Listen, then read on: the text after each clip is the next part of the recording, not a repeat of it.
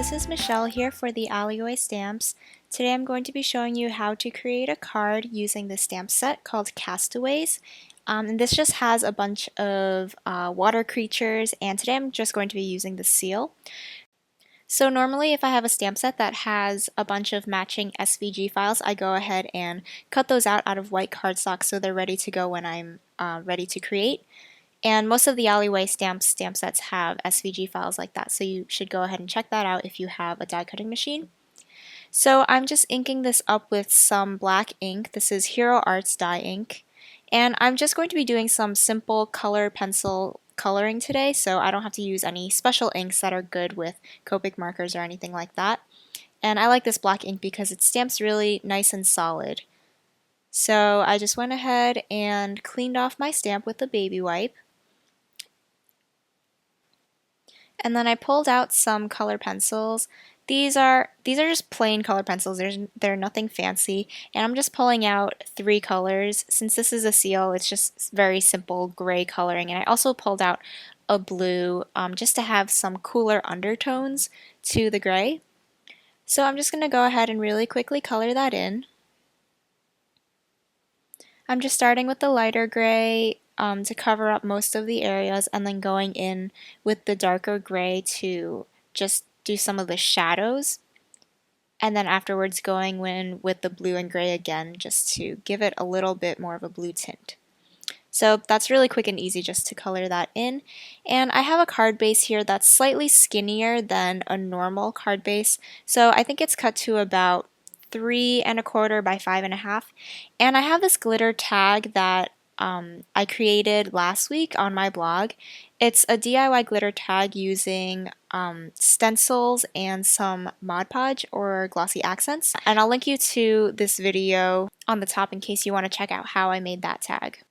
And then I pulled out another stamp set from the Alleyway Stamps where I'm going to be using 2 of the images that I've already taken out.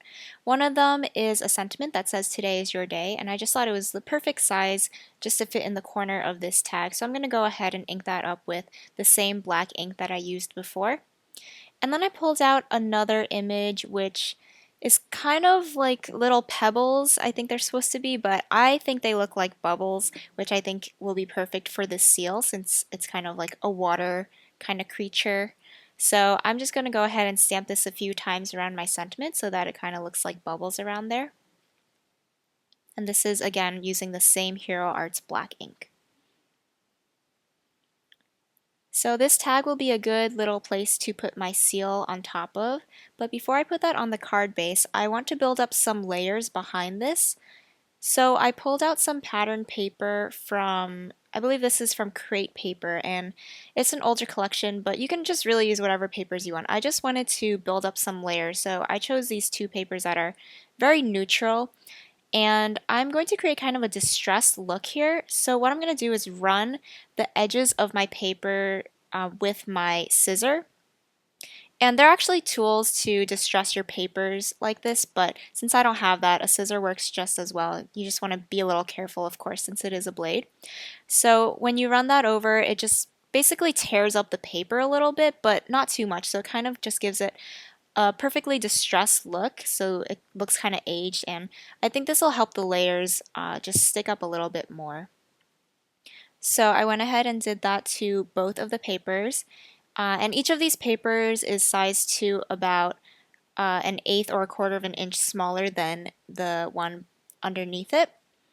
And all of these little bits of paper got onto my desk, so I just used a lint roller to pick all of those little bits up, and that just cleans up your area really easily. So now I'm going to tape down these layers. The first one I'm going to adhere exactly centered on the card base. And then I'm adhering the little seal colored die cut flat onto this tag. And then later on I'm going to pop this tag on some foam squares so that it's just popping up off the layers a little bit more. Then for the top rectangle layer, I just want to offset it a little bit. So I'm trying to decide which way I want to angle it, and then once I have that, I'm going to go ahead and tape that down as well. So now I have everything adhered. On my tag I've put some foam squares, but I haven't taken taken the backing off of it yet. So I just pulled out some embroidery floss for now to thread my tag with. I have a teal one and a gray one, which I think matches perfectly with the tag and the seal. So I'm threading both of them at the same time just to give the thread a little more presence on the card. And I just want to position it so that it goes slightly under the tag and then off of the card, and I'm just going to trim the ends a little bit. And I want to make them a little uneven so it doesn't look so perfect and straight. And then once I kind of have the general idea of how I want that to go, I can go ahead and take off all the adhesive off of the foam squares that I've put on the back. And once I adhere this down, just to make sure the floss stays exactly the way I wanted, I also took out some liquid adhesive. This is the matte adhesive that I use a lot to just glue down little things like sequins. And I'm just taking some scrap cardstock and picking up some of that glue to put under part of the string so that it stays in place. And that pretty much finishes off the card. I hope you enjoyed. And I'll show you some close-up photos of the card as well here.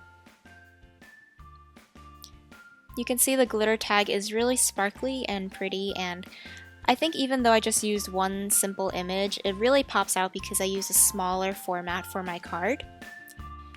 On screen here, I have a couple of videos to link you to. The first one shows you how I actually made that glitter tag. That's kind of the focus of the card, so if you want to go ahead and check that out, you can watch that tutorial. And then I also have 2 older videos that I've made for the Alleyway stamp, so go ahead and check those out if you haven't watched them yet. If you enjoyed this video, make sure to subscribe to the Alleyway Stamps or my YouTube channel, and you can find all of the information about the supplies I used on the blogs listed below. Thank you so much for watching, and I'll see you again soon.